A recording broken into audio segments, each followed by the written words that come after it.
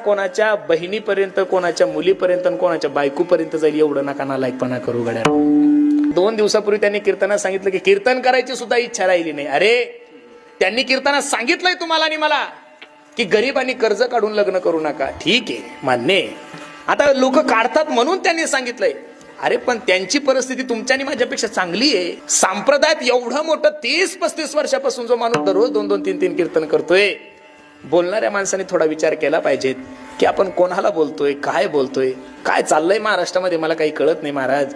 अरे कीर्तनकार आहे तो, पुढारी नाहीये, राजकारणी नाहीये. त्या माणसामुळे 1000 मुलांनी आतापर्यंत माळ्या घातलेल्या आहे. त्या महाराजामुळे 1000 लोकांनी लग्नातले डीजे बंद केलेले. महाराज पश्चिम महाराष्ट्रातल्या सगळ्या वराती त्या माणसामुळे बंद झालेल्या आहे. आणि त्या एका लेकीच्या लग्नामध्ये तो माणूस थोडा आनंद उत्सव साजरा करतोय.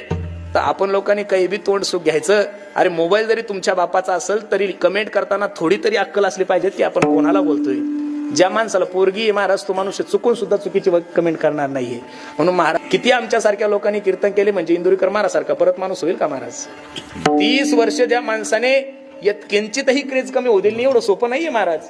एवढा जर संप्रदायातला हिरा असेल तर अशा हिऱ्याविषयी जर कोणी चुकीचं बोलत असेल तर मी तरी वारकरी संप्रदायाचा कीर्तनकार म्हणून अशा नालायक लोकांचा जाहीर संप्रदायातून निषेध करतोय महाराज.